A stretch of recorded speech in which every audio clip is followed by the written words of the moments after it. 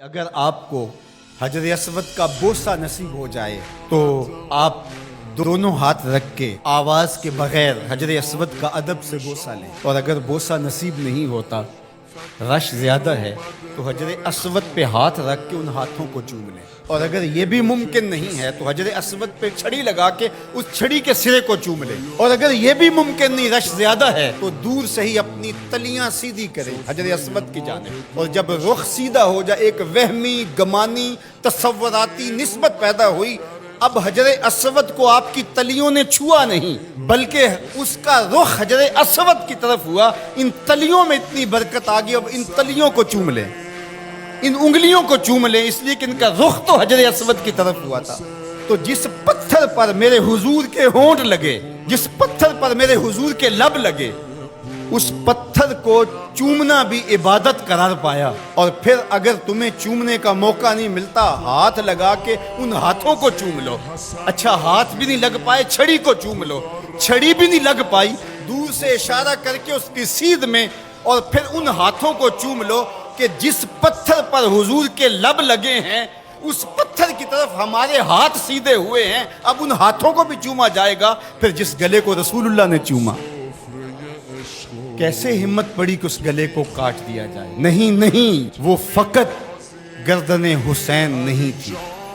نہیں، وہ فقط گردن حسین نہیں تھی، رسول کے بوسے کاٹے ہیں تیرے خنجر نے، تم نے رسول کی بوسہ گاہ کاٹی ہے۔ مسح النبی جبینہ فلہ بریق فی الخدود ابواہ من اولی قریش وجدہ خیر الجدود۔ کہا کہ یہ پیشانی وہ ہے جس پیشانی کو رسول نے چوما ہے، اس گلے کو تو حضور نے چوما ہے، ان ہونٹوں کو تو حضور نے چوما ہے، اس زبان کو تو حضور نے چوما ہے۔ اللہ اکبر، یہ پورا بدن حضور کے کندھوں پہ کھیلتا رہا، ناز و نعم میں پلا ہوا حسین، آغوش پیمبر کا پالا ہوا حسین، فاطمہ کی گود میں کھیلنے والا حسین۔ اللہ اکبر، آج آپ ریاض الجنہ میں جاتے ہیں تو پہلے ایپ ڈاؤن لوڈ کرنا پڑتی ہے، اور پھر وقت لینا پڑتا ہے، پھر لائن میں لگ کے آپ کو ریاض الجنہ میں آدھا گھنٹہ ٹھہرنے کا موقع ملتا ہے، لیکن حسین کے گھر کا دروازہ ریاض الجنہ میں کھلتا۔ جو کھیلنے کے لیے نکلے تو سامنے مسجد نبوی کا صحن ہے، کبھی پیغمبر کی گود ہے، کبھی زہرا سلام اللہ علیہا کی گود ہے، کبھی مولا کائنات کی گود ہے، یہ حسین ابن علی ہے۔ حضور علیہ السلام گزرتے ہیں اور حضرت امام حسین رو رہے ہیں، تو آقا کریم نے فرمایا حسین کو چپ کرواؤ، اس کا رونا مجھے اذیت دیتا ہے۔ تو بتائیے کہ جب نیزوں پہ حسین ابن علی کو پرویا گیا تو گنبد خضرا میں حضور کی کیفیت کیا ہوگی؟ جن کے دم سے دین کا بھرم قائم تھا، جو چراغے اہل وفا ہیں، جو رسول اللہ صلی اللہ علیہ وآلہ وسلم کی شبیہ تھے،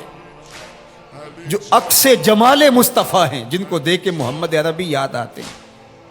جو حضور کی گود کے پالے ہوئے، آغوش پیمبر کے پروردہ ہیں، جنہیں حضور اپنا لعاب عطا کرتے ہیں۔ آج اسی حسین کو، پیغمبر کے نواسے کو، 3 دن کے اس پیاسے کو کربلا میں ذبح کرنے کے لیے اسی رسول کی امت نیزے اور برچیاں لیے ٹوٹ پڑی ہے۔ ایک نے نیزہ ماریا وچ سینے، دوجے تیراں دا می برسان لگ پے، وال کعبے دے سجدہ کرنے والے ہتھی آپ ہی کعبے نو ٹان لگ پے۔ بے مروت بے وفا تیرا بھی کیا افسانہ ہے، جس نے اپنی ہی شمع کو گل کیا تو وہ پروانہ ہے۔ حسین تو دین ہے، آپ دین کو ڈھا رہے ہیں۔ دین است حسین، دین پناہ است حسین، حسین منی وانا من حسین، حسین مجھ سے ہے اور میں حسین سے ہوں۔ نبی نے جس حسین کو کہا کہ وہ مجھ سے ہے،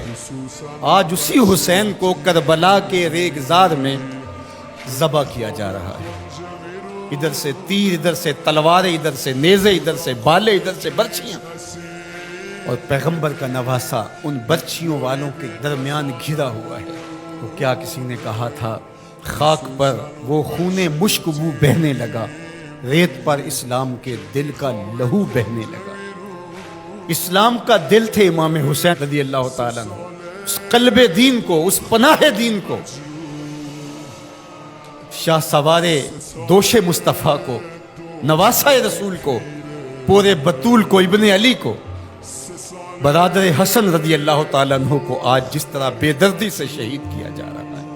اترجو امتن قتلت حسینہ شفاعت جدہ یوم الحساب. وہ امت جس نے حسین کو قتل کیا وہ قیامت کے دن سے شفاعت مانگنے کیسے جائے گی؟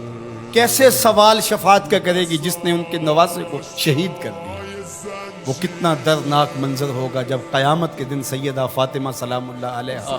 اپنا مقدمہ لے کے رب کے حضور پیش ہوں گی اور حسین کے خون میں لتڑے ہوئے کپڑے اللہ کے حضور پیش کریں گی کہ مالک میں حسین کے خون کا حساب مانگنے آئی.